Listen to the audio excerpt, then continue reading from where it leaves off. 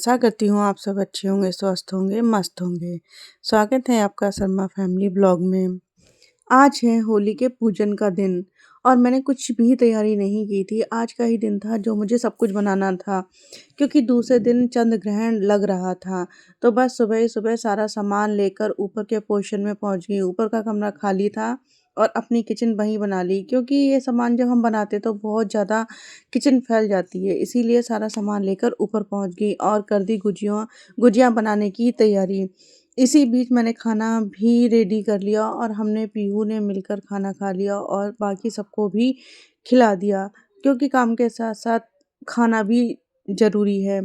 इसके बाद हमने देव ने और सबने मिलकर बना ली थी गुजिया और इधर देव जिम्मी के साथ खेलने लगा क्योंकि ये लोग भी हमारे साथ ही साथ रहे। और एक तरफ ये आ गए थे सामान लेके मार्केट से, तो इनको ये टोस्टर अच्छा लगा तो टोस्टर भी ले आए, वही मुझे दिखा रहे थे और मैंने चाय भी बना ली थी, चाय का समय हो गया था, तो ये टोस्टर वगैरह दिखा रहे थे, हम लोग चाय वगैरह पी रहे थे। ये सब कुछ करने के बाद मेरी गुजिया तो हो ही गई थी तैयार और मैंने उनको तल लिया, तल के कर लिया रेडी और एक तरफ बना ली थी मैंने काजू की नमकीन। बहुत ज़्यादा सामान तो नहीं बनाया क्योंकि थोड़ा ही थोड़ा बनाया।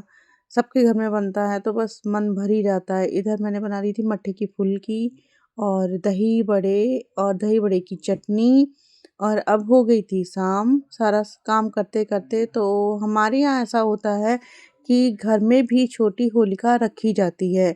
उसके लिए गोबर की बलगुड़ियाँ बनती हैं और उनकी 5 या 7 माला बनती हैं जो कि घर में भी रखी जाती हैं और 1 माला जो होती है होली माँ को भी दान की जाती है, चढ़ाई जाती है। तो हमने और पीहू ने घर में मिलकर पहले चौक बनाया, उसमें फूल डाले और तसला रख लिया। तसले में पीहू ने फिर बलगुड़ियों की माला रख दी, जो कि मैंने 5 मालाएँ बनाई थी और 1 माला मैंने होलिका माँ के लिए बनाई थी, जो कि वहाँ चढ़नी थी। अब मैं हो गई थी नहाकर तैयार। पूजा की थाली मैंने तैयार कर ली थी और देव को लेकर मैं उस जगह पहुँच गई जहाँ रखी गई थी होलिका माँ।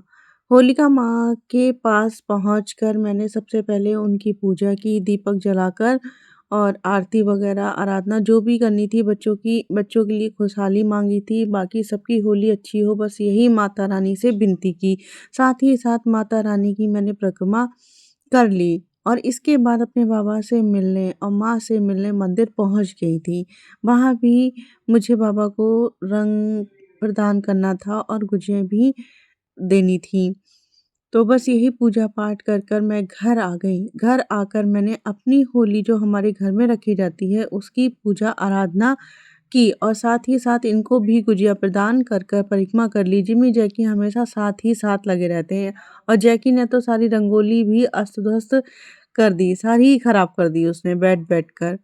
अब होलिका दहन भी हो चुका था, इसलिए ये होलिका दहन से अग्नि लेने के लिए जिससे घर की होली जलाई जाती है, देव के साथ जा रहे थे। साथ में गन्ना और गेहूँ की बाली लेके गए क्योंकि गेहूँ की बाली वहाँ भुनती है और साथ ही अग्नि लाई जाती है। साथ में नारियल भी ले गए थे, नारियल चढ़ाना होता है होलिका माँ के लिए। तो सबसे पहले उन्होंने नारियल चढ़ा दिया और गेहूँ की बाली भूनकर अग्नि को घर पर ले आए।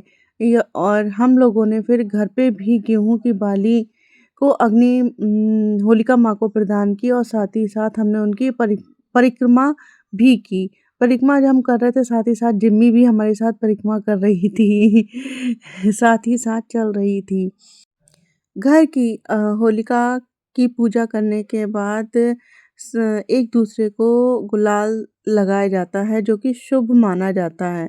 तो सबसे पहले मैंने सबके ही गुलाल लगा दिया, इनको भी और जिम्मी जैकी को भी। साथ में एक दूसरे को होली की बहुत बहुत शुभकामनाएं दी। ये नेक्स्ट डे का सीन है जो कि इनके फ्रेंड्स वगैरह आ रखे थे और रंग खेल रहे थे। काफ़ी सारे लोग घर पर आए और जिम्मी जैकी को भी नहीं छोड़ा, जिम्मी जैकी को भी रंग लगा रहे थे। ये भी काफ़ी सारे रंग-बिरंगे हो गए थे। इधर हुआ खूब जमकर डांस, पीहू ने खूब जमकर डांस किया और इधर जब देव आया तो देव के कपड़े बिल्कुल फटे हुए थे।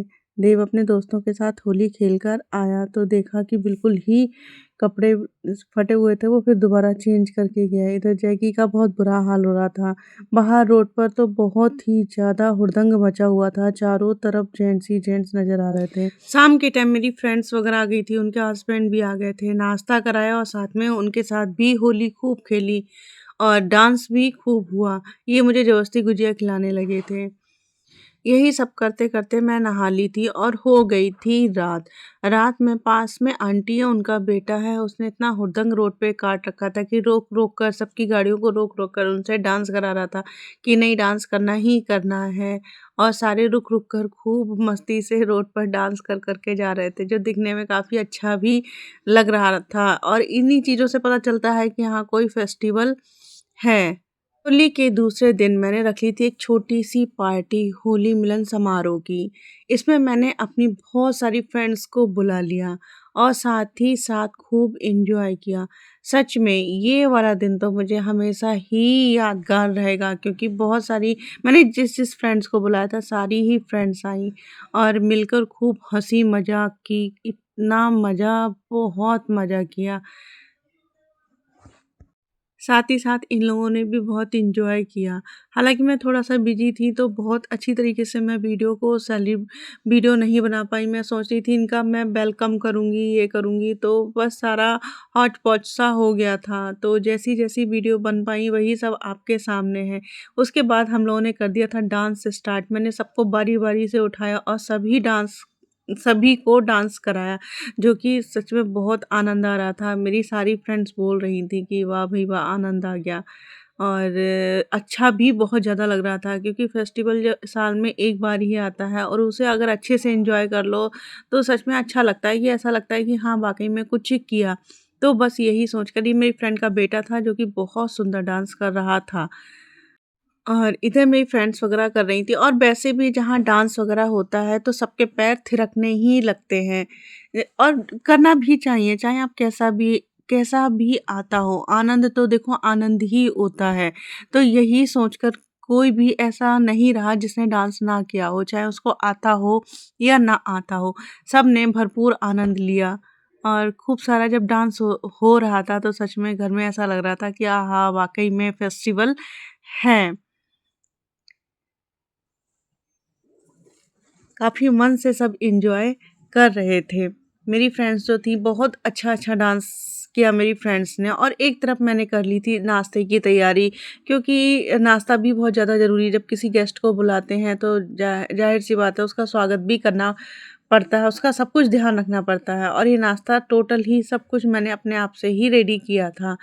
मैं बार-बार अपनी फ्रेंड से बोल रही थी कि चलो नाश्ता लगा दिया है, कर लो, खा लो। तो बोलती हैं कि नहीं-नहीं अभी एक गाने पे और करते हैं डांस फिर उसके बाद हम लोग नाश्ता करेंगे। यही करते-करते उन्होंने काफ़ी देर भी लगा दी और बहुत ज़्यादा एन्जॉय किया, बहुत ज़्यादा। रुक ही नहीं रही थी। कम से कम मैंने 3 से 4 बार उनसे बोला कि चलो पहले नाश्ता कर लो, फिर उसके बाद डांस कर लेना।